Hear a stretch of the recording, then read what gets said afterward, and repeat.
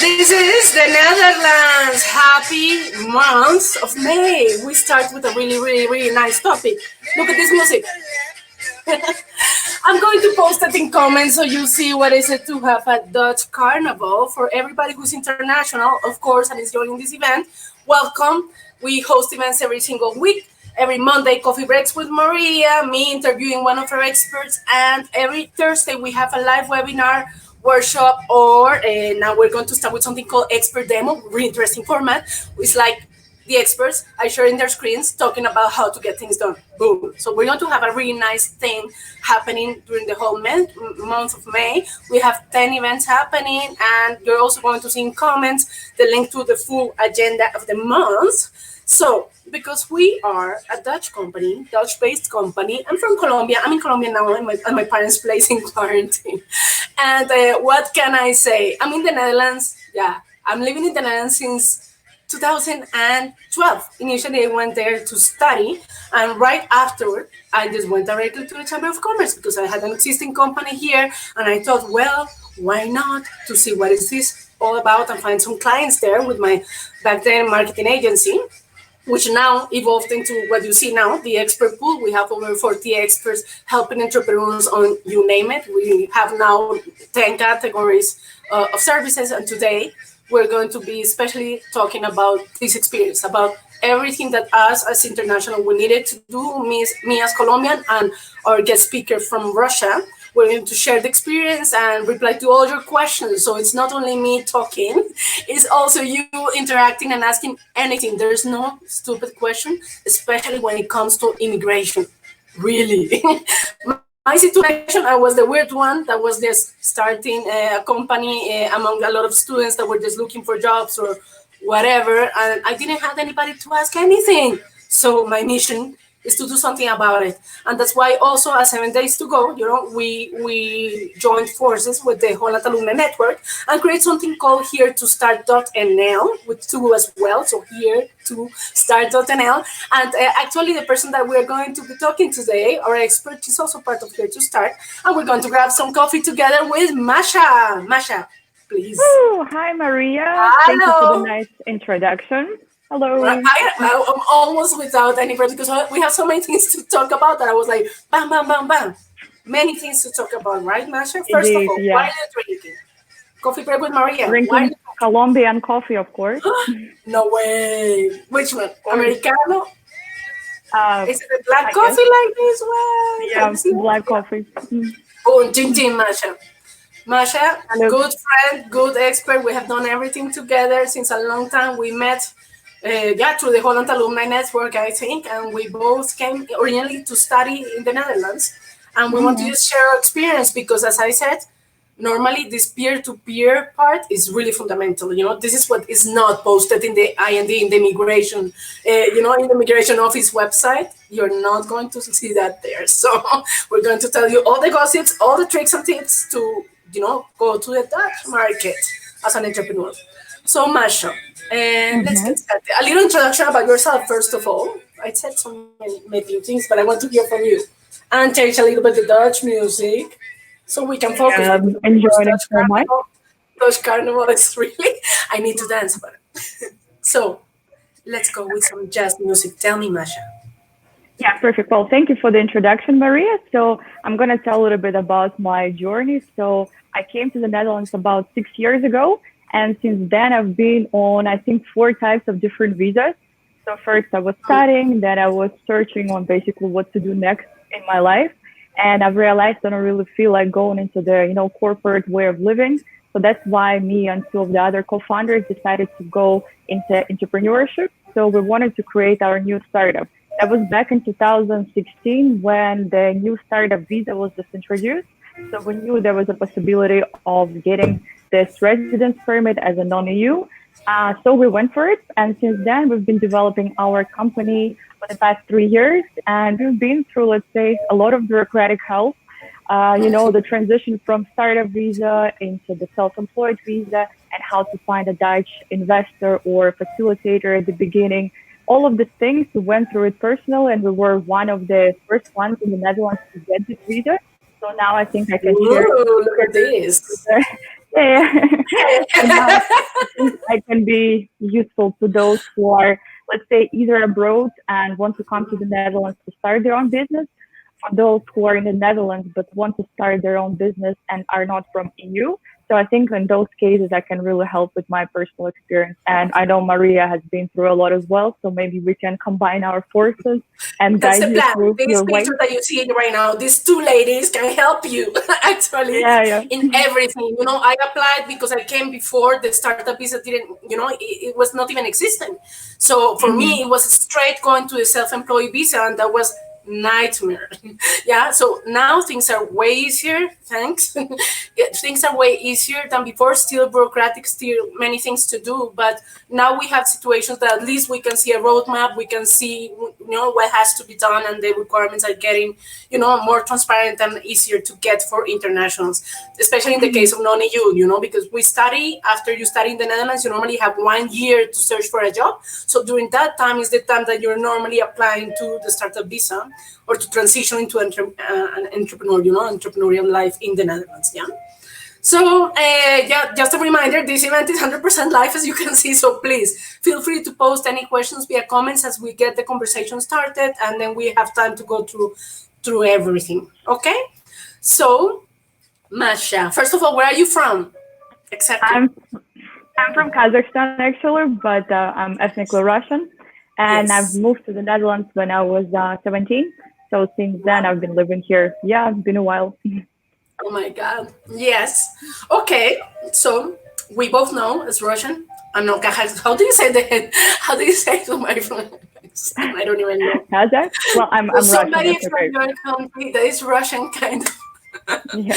anti-Colombian, we know what's going on when it comes to dealing with uncertainty, dealing with the Dutch rules, dealing with still everything that's still in Dutch in the process. One part is in English, so we're going to just navigate, yeah, just show you around, yeah.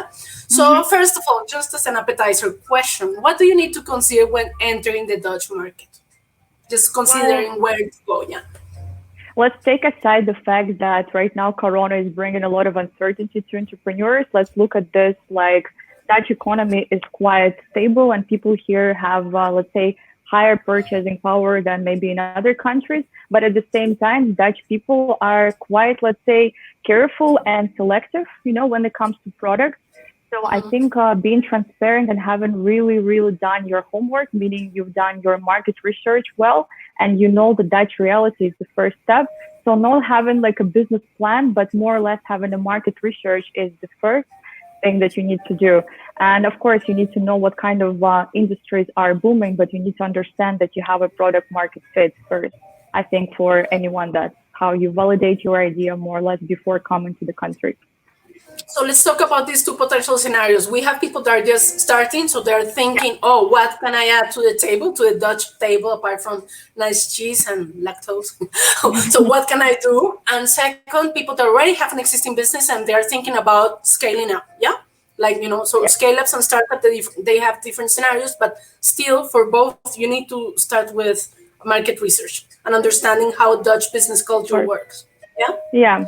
I think you need to understand two things. One is more or less practical things, how the Netherlands actually works, because Mm-hmm. you might not realize how much taxes you need to pay, what legal procedures you need to go through. And the second part, which sometimes is even more important, is the Dutch mentality that sometimes the way you used to have business in your own country might not work in the Netherlands. Because here people are used to efficiency, transparency, and a very horizontal, let's say, hierarchy. So sometimes how business works, let's say in Russia, might not work in the Netherlands if you're used to, know Same someone here, who same knows for Colombia. someone, Yeah. and Colombia for sure too. 100%. We're way more people oriented. So normally you can skip the whole, how are you? How is your family? Let's grab coffee. No, when you go to meet business meeting, you just go straight to the point and you say how you can basically help each other. And that's it. That's basically the setup. Go straight and do Exactly. your research so you can take the best, make the best out of this time that you have a meeting. Normally business meetings are even shorter. Like here you can take 1 hour. Over there, it's like you schedule things for half an hour max, and you need to understand quickly if it's a deal or no deal. That's it. And Exactly. yeah, so let's talk about the distinction. So we talked like even if you come as a scale up or you're really just getting started, do your research, understand the culture. We're going to talk more about the Dutch business culture here. Hmm. Let's focus on people that are like just going through the process of startup visa or considering to enter the Netherlands Yeah. as a startups that I know that we have some participants joining today with that objective. So let's talk about requirements. How, what do you need to take into account when you are planning to start a visa? Okay. Well, first of all, I think it's good to make a distinction between a startup and a business because I think that's one of the biggest parameters for the visa. So having a business does not necessarily mean that you have a startup. So for a startup to be actually considered a startup, you need to have an innovative idea that is very scalable. So you cannot just say that you're going to open a restaurant or more traditional type of business and apply for it because that's not the business that fits. Instead, you need to consider three things, and those three things are being measured in your application. So first one is innovation. So how is your idea brings innovation to the country? Is there something similar that already exists in the market here? If not, then okay, it's considered innovative. Maybe something like this already exists, but you can do it more efficiently, faster, cheaper, then it's still innovative, right? So being innovative is the biggest parameter, I would say. Second one is that it has to bring like let's say economic benefit to the country. So they need to see that this business will actually have a good effect and a good impact on the economy here in the Netherlands.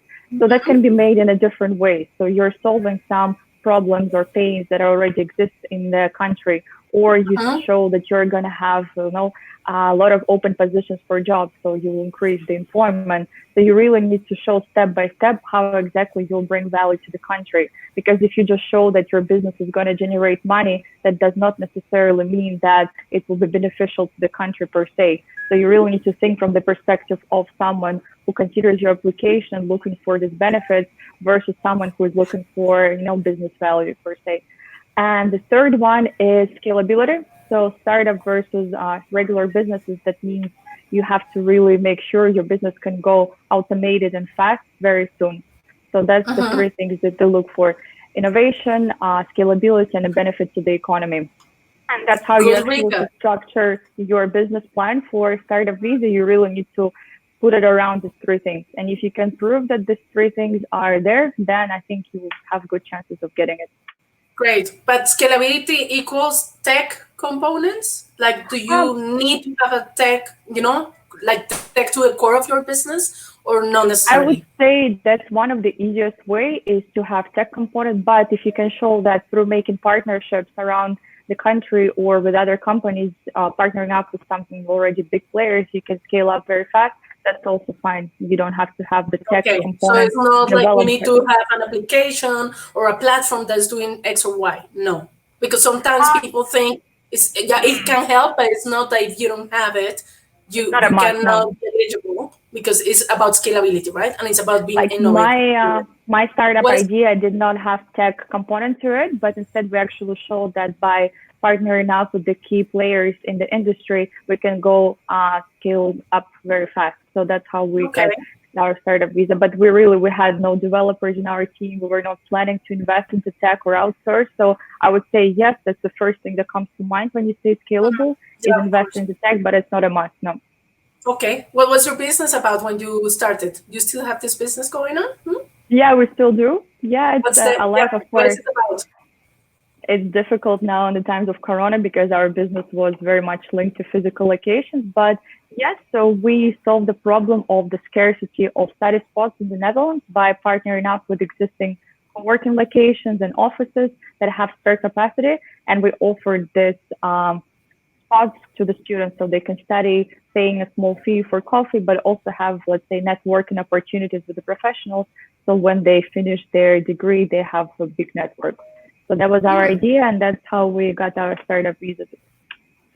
Good, good, good, good. Just to show examples of what we have done. Also, Yeah. me, I started a marketing agency and I just did everything through partnerships. And in that moment was like just marketing agencies focus on internationals and focus on Mm-hmm. translating those needs and making that synergy between Dutch culture and the Netherlands, which is now basically pivot and transform into what we're doing now, the expert pool. So yeah, Yeah. like we learn and we adapt to the market, but in terms of immigration requirements, we both did Mm-hmm. something that not necessarily had a tech component to the core of it. No. So just to Yeah. tell you, it's possible. Mm-hmm. let's talk about requirements. So, like, if you think about not immigration process per se, but about checklist, what do you need to take into account before landing? Because sometimes, especially in some cultures, it's like, let's go there and see what happens. Well, So, and in the Netherlands, everything is planned in advance, everything is structured in advance, and people are used to do this type of interactions. Even without the corona crisis, you can still start meeting people and connecting with people without waiting to be there and doing the face-to-face, interaction, which of course mhm. is great. But if you can't, this doesn't mean that you cannot get started. So, if you think about that checklist before landing, what do you include in there? Like, what do you think is fundamental to take into account? Yeah, no, of course, we already talked about the legal part is actually how you're going to get in the country. So that's, let's say, very important. After that, if you are planning to come here and create a business, how are you going to invest yourself? So do you already have a saved up capital, or are you planning to find an investor in the Netherlands? And if you do plan to find an investment, then you have to consider that you need to kind of create your network even before coming. So that's not that difficult nowadays. You can have a lot of communities online where you can ask relevant questions. You can find people who are either in the same industries from the same countries, living abroad, or been through the same thing. So I think that's very important because they'll give you the real answers and they might introduce you to the right people. And nowadays, if everyone is sitting at home anyways, you can just do everything online. So create your Yeah. network before coming. And then, of course, you have to really research into, let's say, unpleasant topics like taxes. Do you want to get yourself into that or not? Because not everything is so simple. So that, and of course, mentality. You need to think if your business is actually going to fit. Do you like working this way? And yeah, things like that. So Yeah. do your homework beforehand and get connected to the right people even before coming. What I have to say is that the Netherlands is really, like, for us, it's a really small country, right? So everything is Hmm. accessible really easily. Like, you can go through the whole country almost like in 3 hours, something like that. Yeah. It's really easy for us, and then people are really easygoing and approachable. So when you really need help, people are willing to help normally. It's different way of cultural communication about offering for help. But if you see, like, I want to do research on this, or I want to find or explore my industry in the Netherlands, people are normally willing to help or make an introduction or whatever. Like, people are really accessible, so which is great. And also, I think that what you have mentioned about do your research in terms of what are the requirements for the startup visa. After that, we can also leave you the link to the application for the Hmm. immigration office so you see what are the requirements. Also, money wise, do you need to have this money in advance in an account that you can prove that you can, keep yourself? Because the length of the startup visa is still 12 months, right? In the beginning. Yeah. Or how does, Yeah. Yeah. yeah, let's talk about time and money. Like, how does it go?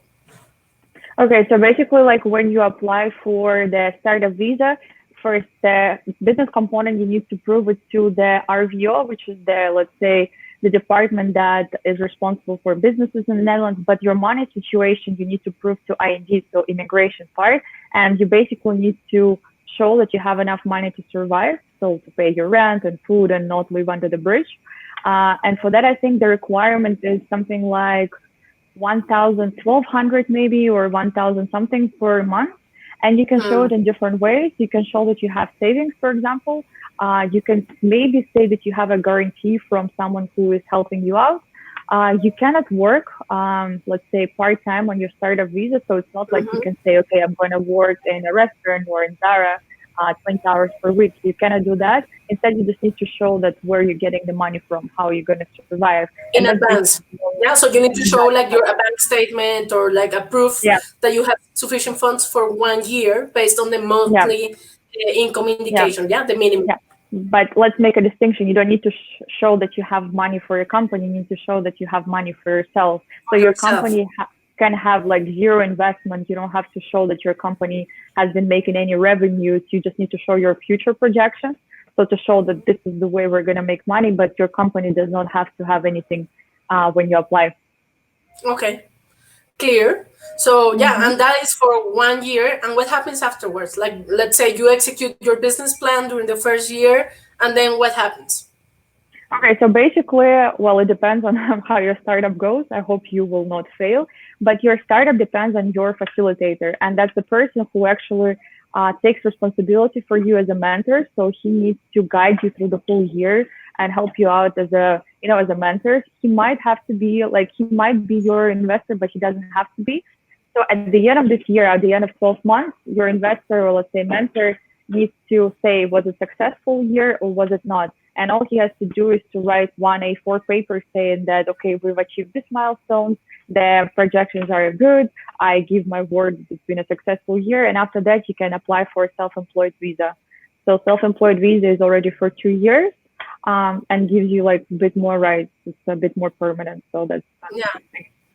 And how long does it take, like, to apply for the startup visa and get a reply on your application process normally? I would say start maybe like 3 months before, because they need to like really review your documents and maybe you have to fix something. So for the startup visa, I would say like at least 3 months in advance. You can do it while you're abroad. You don't need to be in the Netherlands to apply for that. You can do it online. Yeah, you can do it online, but your company needs to be registered as a BV in the Netherlands at the moment when you apply, and you have to be a shareholder, but not the shareholder with the less amount of shares than anyone else. So that's one of the requirements. But yeah, I think nowadays you can do everything online because, well, thank you, Corona. We can't physically go anywhere.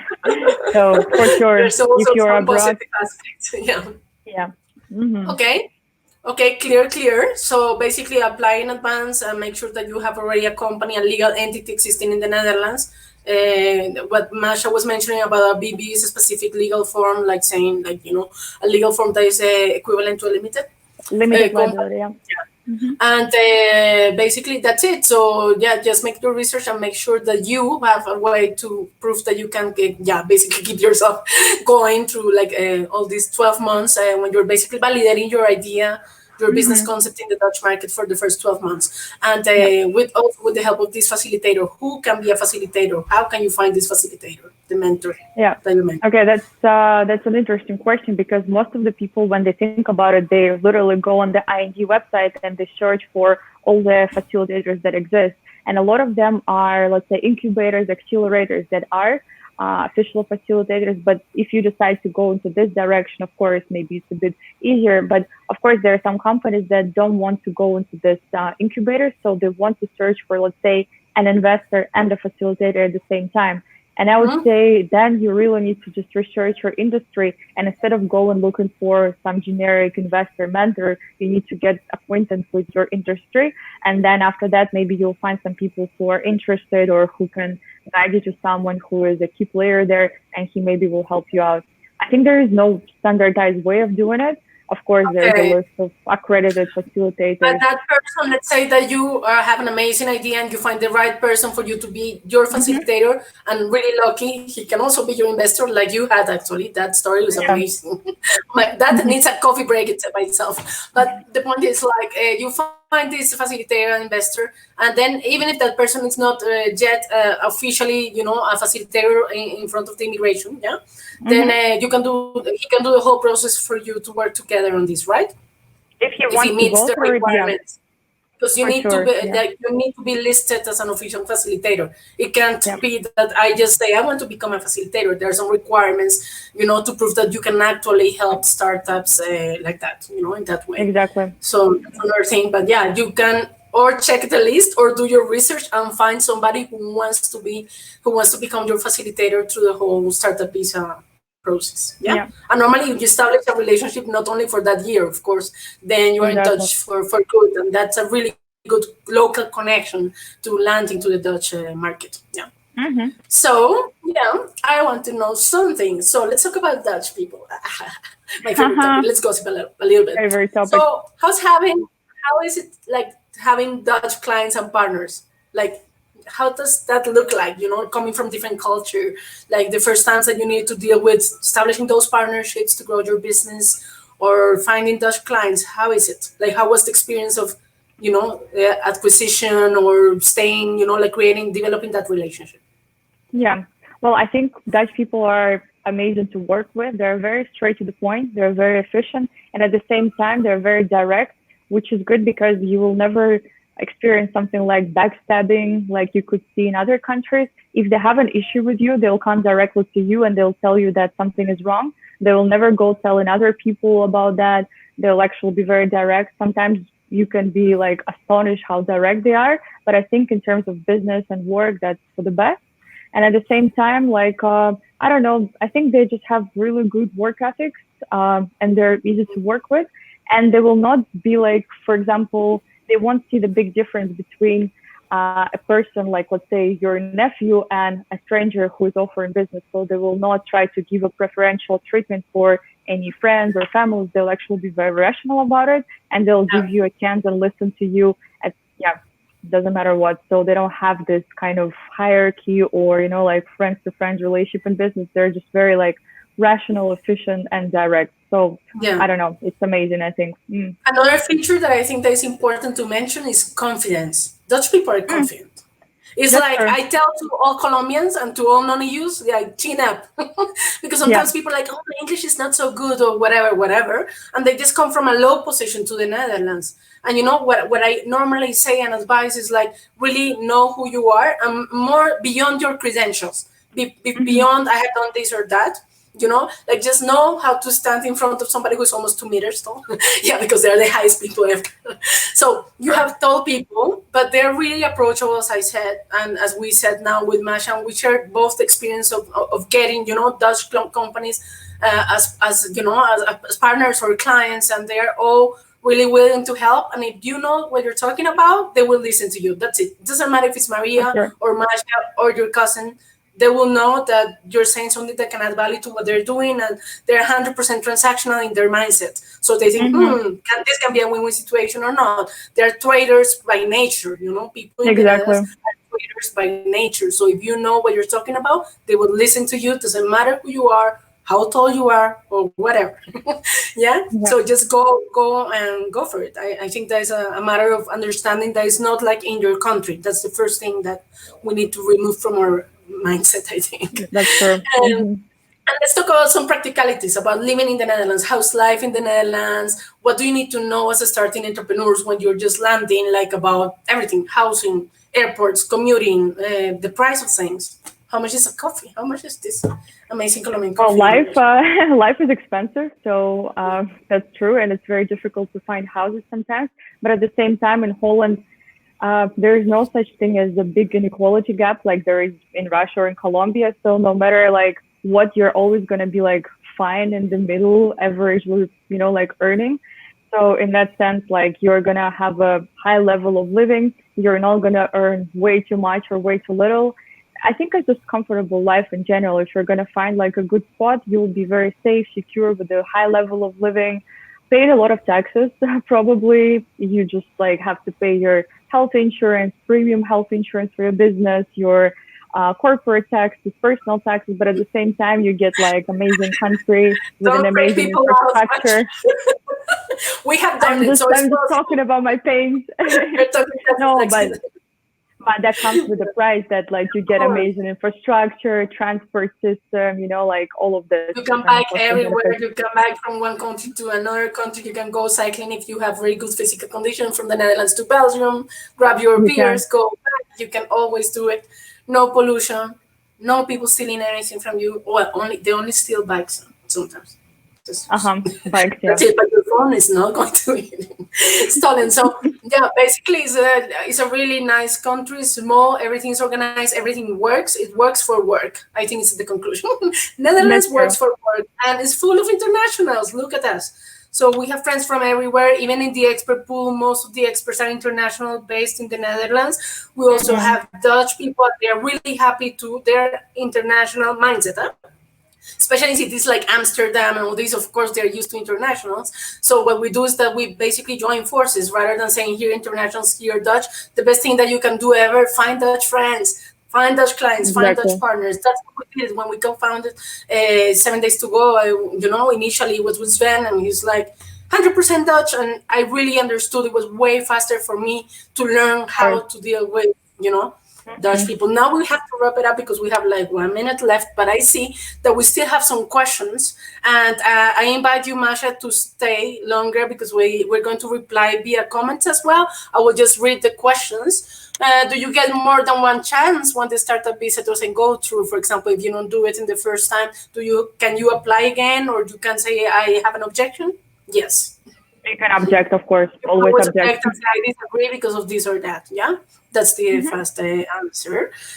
What if I have an existing company? We mentioned it in the beginning, right? Yeah, So if exactly. you have an existing company, you can just enter as a startup if you want to start from scratch, but that means creating two legal entities, or you need to do like a subsidiary, and that's another process that we can also guide you through.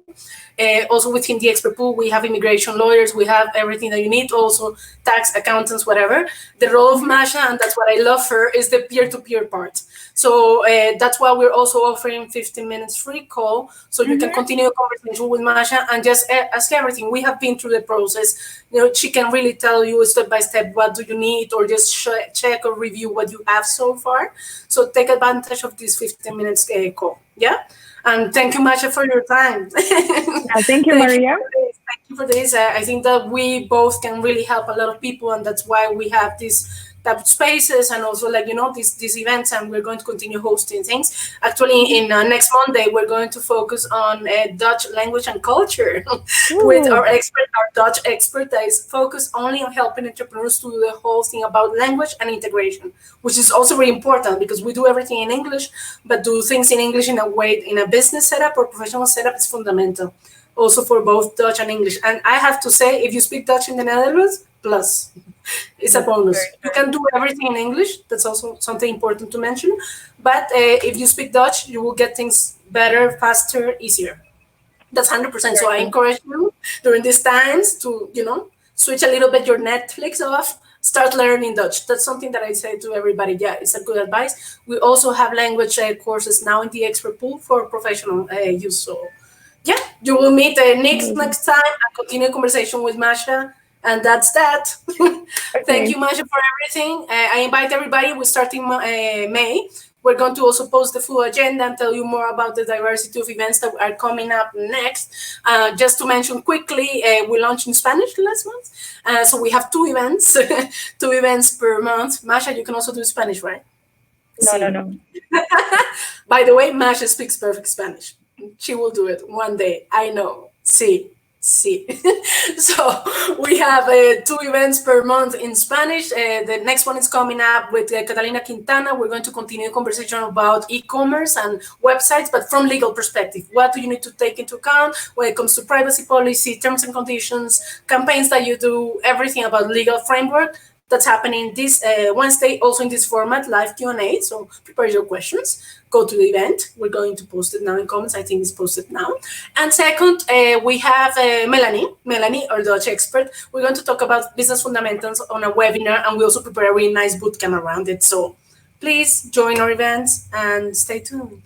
Thank you, Masha, for joining. Thank you We for stay having in me. touch. And yeah, success. Have a great week, a great month, and we stay in touch. Okay? Perfect. Bye bye, Doing Maria. Thank you. doing. Yeah, yay. Bye bye, everybody. We